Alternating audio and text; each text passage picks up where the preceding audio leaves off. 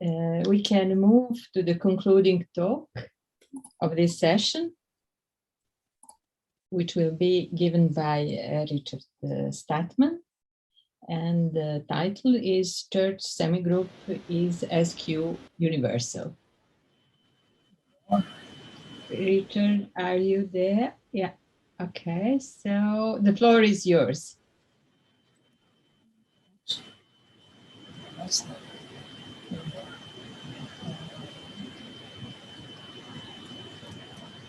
Alejandro, do we have any problems with the? I see Richard. Can you talk? You are not muted. No, he's not muted. Richard? Oh, can you hear me? Yes, yes, now yes. we can. Yeah, Okay. we can hear. What I would like to get myself. Well, good. All right. So I don't intend this to be a multimedia talk, but I do want to give a little bit of background. This talk is about random calculus as a semigroup.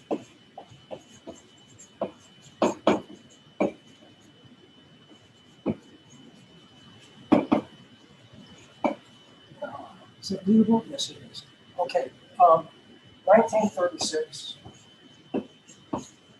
Church formulated a lambda calculus as a semigroup. His intention was, of course, to prove the undecidability of the word problem for semigroups. But if we pursue this, we find that there are some quite interesting connections between classical lambda calculus results and straightforward algebraic properties of semigroups and groups. These ideas were pursued, by the way, by Curry and also by Mellon and his students. More to say about that. Now, the paper, the point of the talk, I guess, is to get you to read the paper. So the paper is really two parts. And the first part is a development of the connection between Dirichlet's notion of a lambda theory.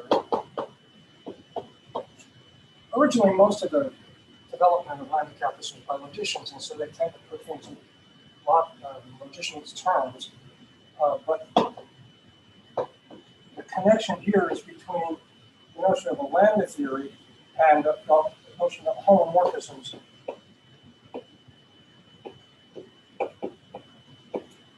Of semigroups, and then the corresponding notions of ideals. And it turns out that lambda theories are very special cases of homomorphisms. There are homomorphisms which are not, don't correspond to lambda theories. But it's interesting that these will come up in a very particular way. So that's part one. And part two, I'll prove the following theorem. There's a notion of SQ universal group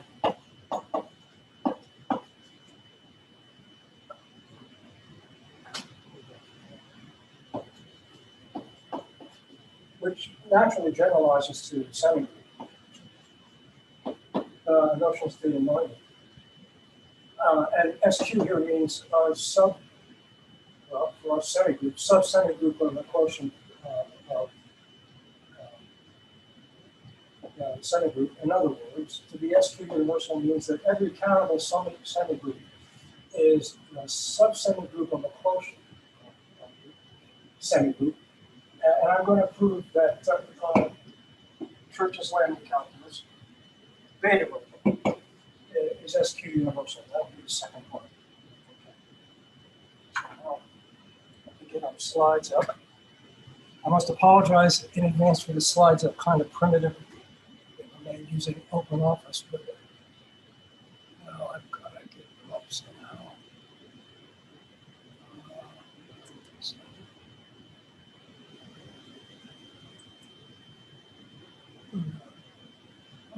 think, good. So, Church's semigroup, indeed, there's more than one. There's a whole entire, of course, the semigroup's based on B and I. I actually makes it a monoid. And there's a hierarchy of these semigroups using the A's. A0 is B, so is B. And they all form semigroups under beta conversion. You can see all you're doing for the nth one is adding n parameters. But notice that they are duplicated. So, Richard, excuse me, are you presenting some slides now? yes, can you see them? No, we cannot. Oh, No, you are not sharing your screen. You should I share. thought that I had. Yeah. You should do share screen. There is this green button. I did go into share screen and now it's gone. Okay, try again, please. Where are we?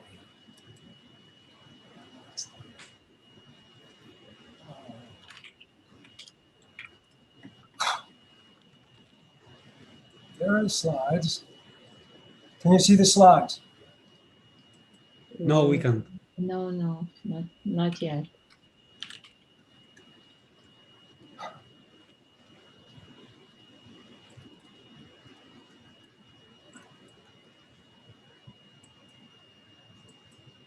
I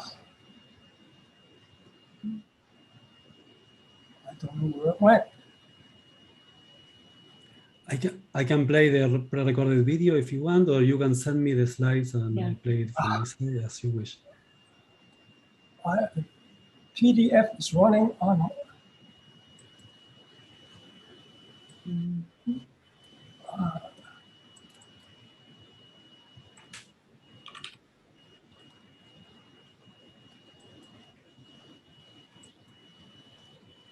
So you have to click on the share screen and then choose which.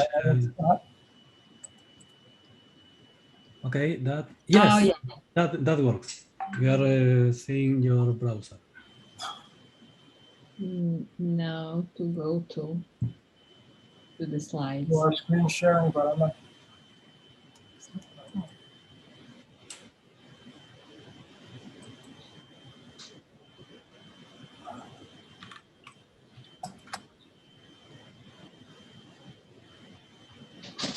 Yes.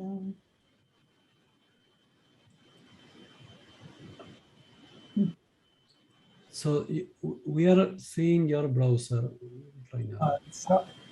I don't know what's happening here.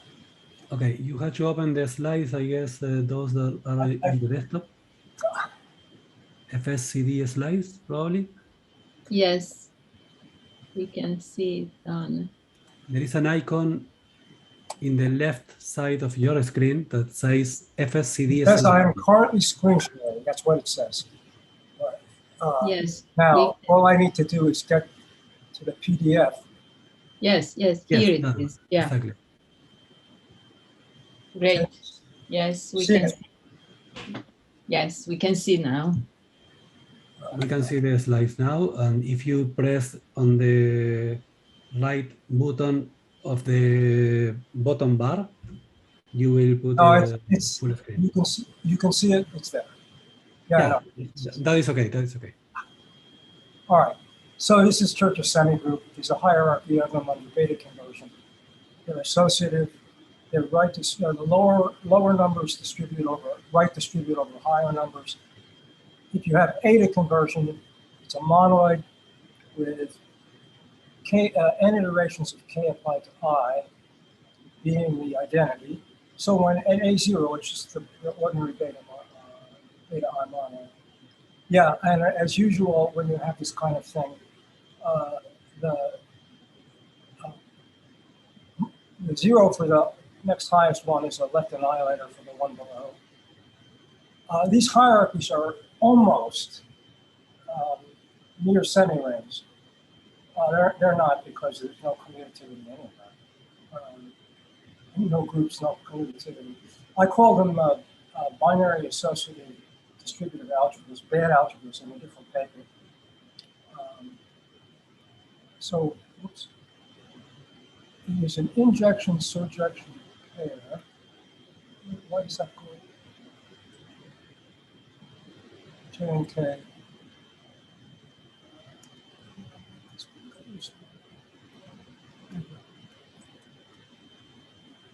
Yeah, so J is just simply C, ordinarily it's called C star star, but that is a C applied to two I's.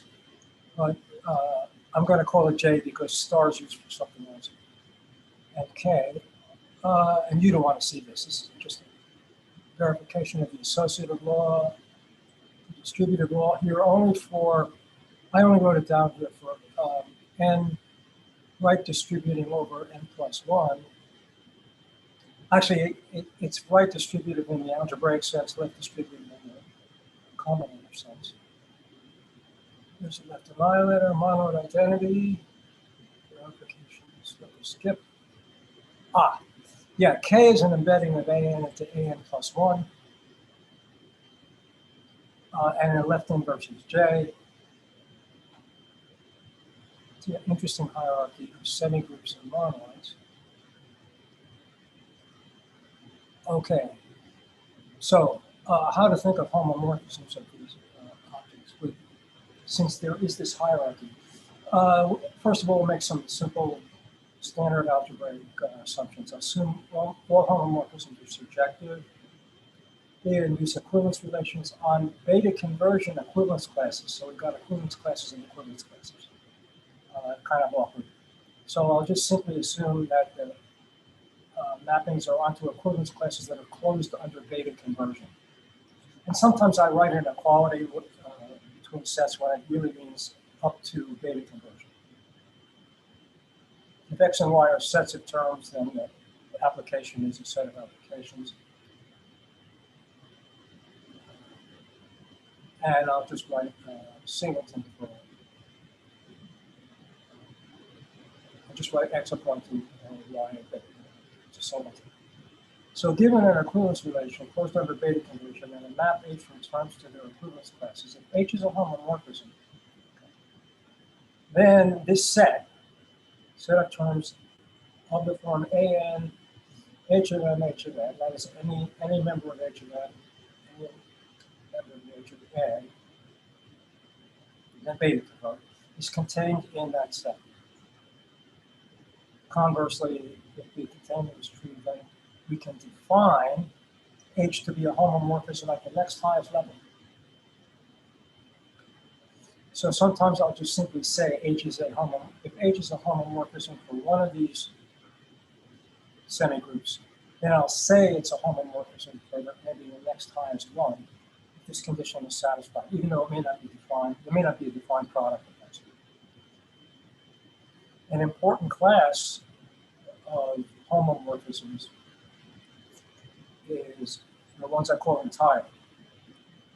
And they are satisfy three conditions. The first condition is that H, K, and M, that is the equivalence class of K and M, is actually K of H of M. That is up to beta conversion. Of course, not every term is going to be of the form K of M, but it will be beta converted to M. That's a pretty strong condition. The second condition is that J of H of M is actually contained in H of J. And the third condition is a weak form of eta, because we're only going to be dealing with closed terms here. So it simply says that one, that is the eta expansion of M. H of A is H of M. So homomorphisms are called entire if they satisfy these three conditions. These are the kind of homomorphisms that correspond to Barnbach's notion of lambda theory. Okay, now, yeah, let's give an example to show. I want to make sure I come on my slides. Yeah, okay. Example. let's look at the terms of the form lambda AB, A sequence N1 up to N by the B. Assuming that the distinct, you have normal forms N1 up to Nn distinct. Okay, that's basically going to be the free semigroup on a countable number of generators. You can see how they multiply. That star is A0 being infinite. They beta compare. So fact 3 there is the semigroup of terms is generated by those terms and is isomorphic to the free semigroup on a countable number of generators. Okay, good.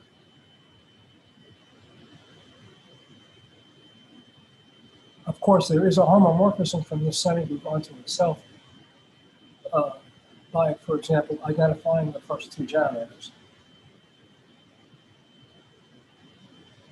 Now that homomorphism of the free semigroup does not extend to a homomorphism of the lambda characters. That's why there's something to do here.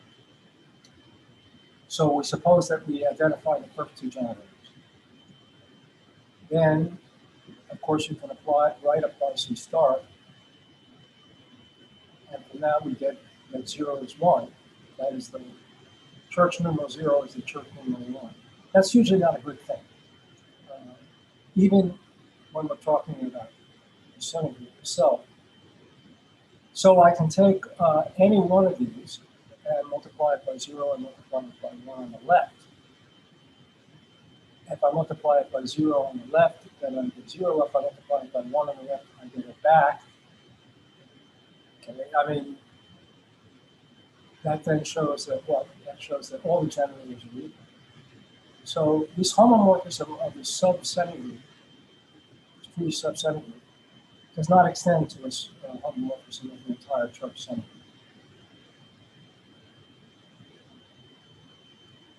Ideas. Suppose that x is given and one free variable x.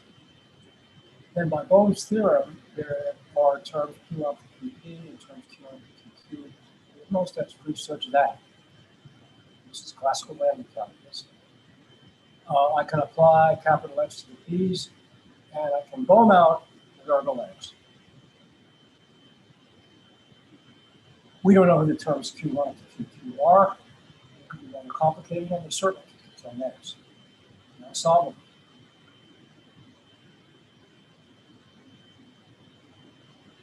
So then, if I left compose with that term, then I get x to the head.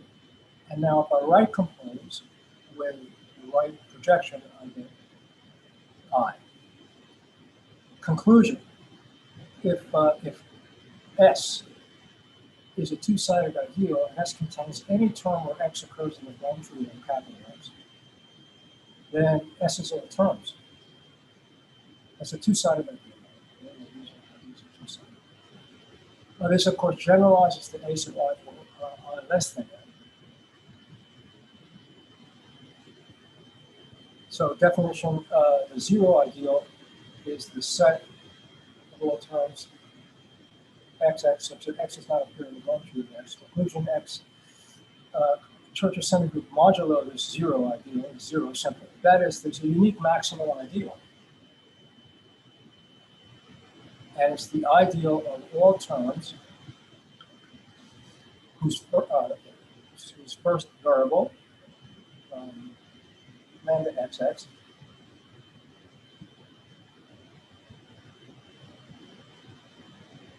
does not appear in the Bohm tree on x.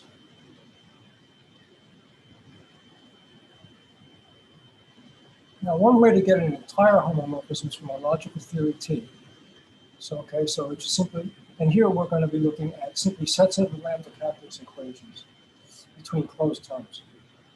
So we said h of m is h of n if m equals n is provable from T together with beta. We always have beta eta conversion. If only a homomorphism is desired, not necessarily entirely beta conversion suffices. There are homomorphisms of A0 which are not of this form. you can identify all terms of the form K and M.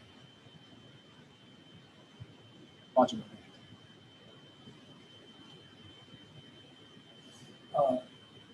If H is an entire homomorphism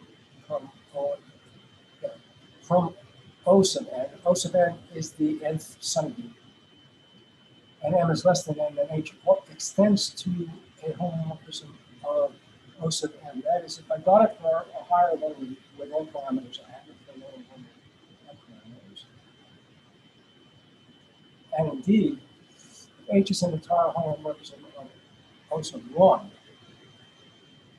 then M equals n, H of n equals H of n. That set of equations, that lambda calculus set of equations, is closed under both beta conversion, weak eta conversion, and logical consequence. So that is the theorem really for the first part. So you've got an entire homomorphism on O1. Then in fact what I have is a logical theorem satisfying weak eta conversion. As a consequence, H is an entire homomorphism for all of the OSM. The proof uses Jacobi's theorem. It's a useful tool in lambda calculus, and I use it in the second part.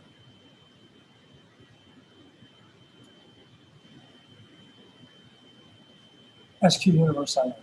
So a countable semigroup is SQ, sub-semigroup of a quotient. Universality is every countable sub-semigroup of a homomorphic image. Now, as the first example showed, there's something to do here because you can't just take a free semigroup and say, okay, there's a homomorphism, because they will not in general understand. So what we're going to do is we're going to use the ideas, we're going to use it to get a lambda theorem, and using the ideas of the first part. We'll consider the set of terms of this form. Now what we're looking at is a bunch of order 0 unsolvables. It was convenient to make the lambda I terms. And I'm going to prove this for beta because it's very messy to prove it for beta, but the results I believe are true for beta as well. So we'll take terms that look like this. This is big omega applied to n non-zero church numeral. Members of S are order 0 lambda I terms.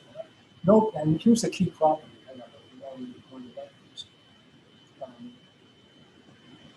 No beta reduct of a member of S contains a member of S as a proper subterm. Okay, so now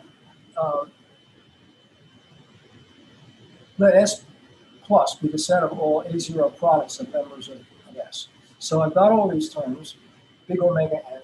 Now I can take all of the compositions, all the B products of all these things, and let T be any set of equations between members of S plus. You take your favorite set. Now, that gives me a presentation of a semigroup on a countable number of generators, and it also gives me a lambda theorem.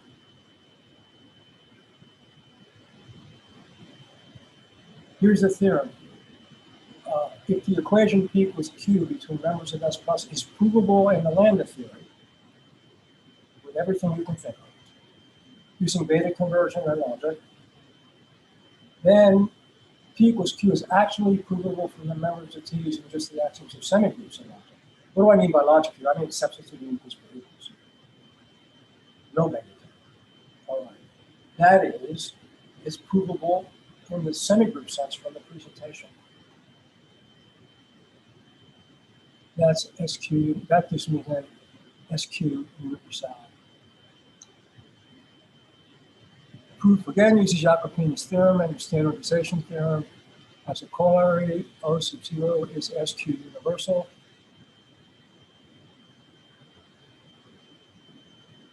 And I acknowledge colonel both.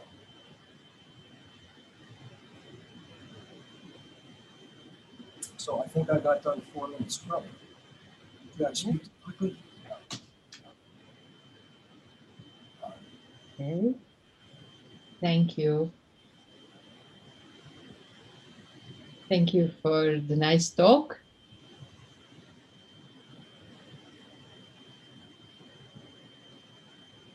We have some time for questions.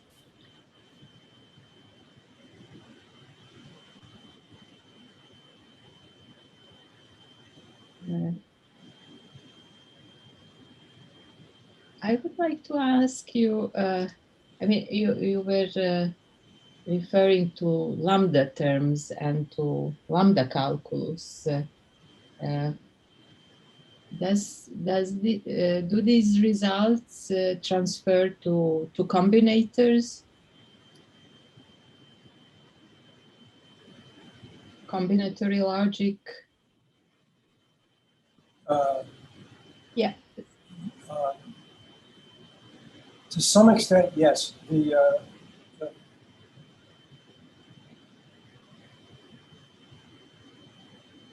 me think.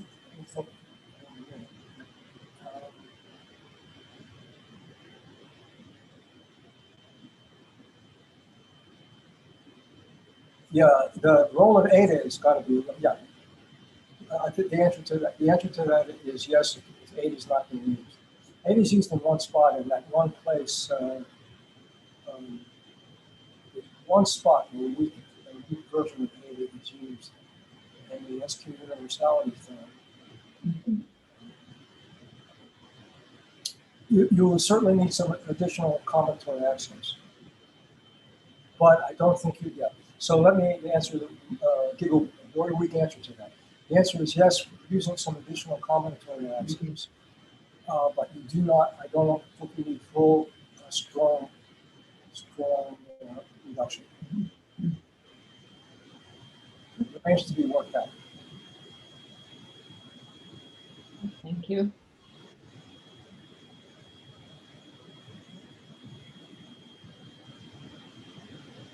We have some more questions. Well, and another thing is, well, this is all classical mathematics, but nowadays the constructive part of algebraic structures is of interest. So I don't know how would it maybe impact the approach since. Yeah, that's yeah. This is intended as supplementary to the category.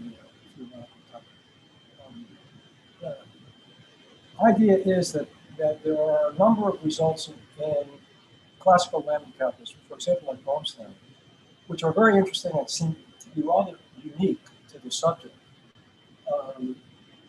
And stuff involving, for example, solvable and unsolvable terms, things of that sort.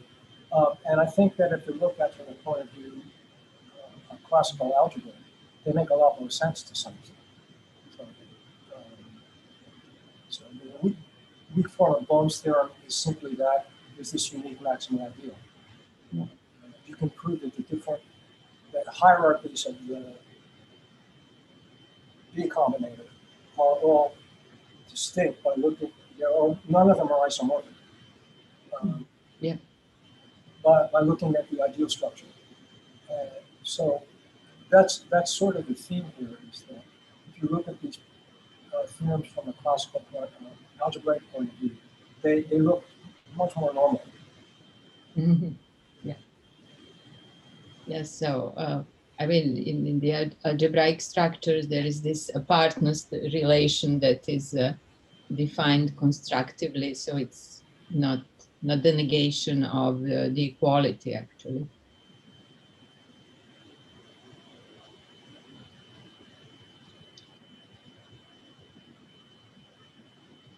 Okay, thank you very much. If we are close to conclude this session, so thank you, Richard, again. And that would be the end of the second session, Lambda Calculus. We have a break, and after the break, we continue with the program. Alejandro, do you have something to announce, or we can just stop? We can just stop. So you can continue in any break room at Clouder if you want, and see you in half an hour.